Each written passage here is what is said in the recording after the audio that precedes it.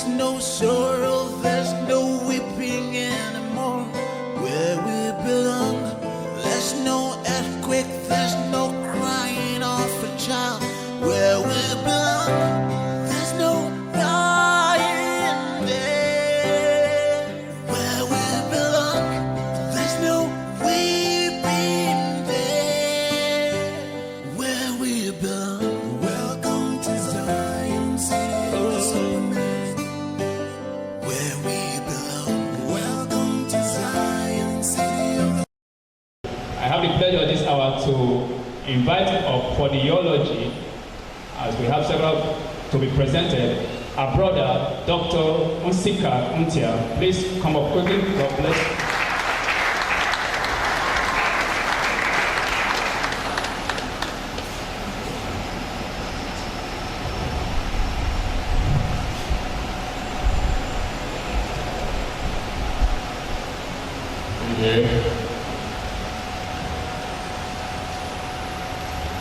Who can find a virtuous woman? I found one. I found one. One who will do me absolutely no evil or no harm. Stood by me through thick and thin. Even when I wronged her, she stood by me. The Billionaire, as her name literally implies, a good woman, through and through.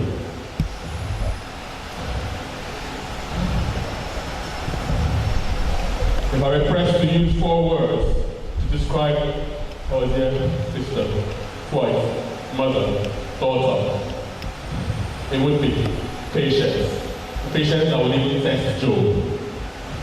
It would be peace. Peace that passeth all understanding. It would be sacrifice.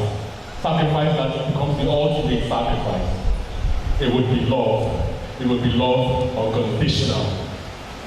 A love without blemish, a love without blame, a love that asks no questions, a love I was privileged to enjoy for 10 years and 4 months and 5 days.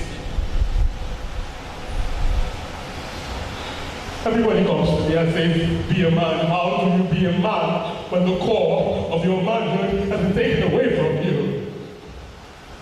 How do you be strong when your strength has been trying to be sapped away from you? They say don't question God. I'm sorry, I had to question. And I did not have an only modicum of peace until he dropped a word in my spirit. And if there is purpose in life, has been attained in just 37 years, that if you had made contact with her, and that you knew her, and knew what she stood for, and knew that message, then her purpose in life had been established. For indeed, God purposes man to spread the word of his goodness to all mankind in heavenly and earthly places. And therefore, without further ado, I tell you that if you knew her, and you know her, or you know of her, then you would not live here the same. I live to go into the rest of my life with a huge abyss in front of me, asking myself, to what purpose? To what purpose? She was an excellent Christian. She devoted her life to God. She had a gift of children. So much so that at her passing, when I saw what the security guys had were throwing themselves on the floor and the children were crying, I knew exactly what value, what angel we are missing today.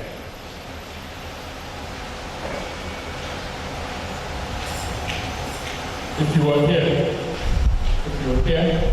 or you were not here, and you know her, or you know of her, and you know of her passing, take this message. Let not the sun set before you make up with your loved ones. Do not go into another day without saying, I love you to your spouse, husband or wife. If you have something that is wrong with you or your brother, make up before tonight is over. But that was her message to all and sundry in this life and to life to come. I sit here, stand here, ruining missed opportunities, regretting the hurt that I must have placed at different times in our life together, cherishing the joy and the peace and the patience that she brought to my life. committing to God that from now henceforth, my life is totally turned around. That our passing will not be in vain, now and forevermore. And I charge you all, love without thinking, do God's ultimate commandments. Bear no ill, for it does us no good. And in doing so, we honor the passing of our loved one. Thank you.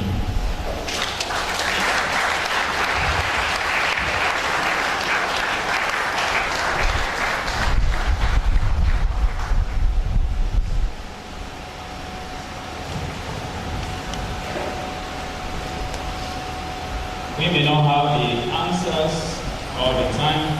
I'd like to assure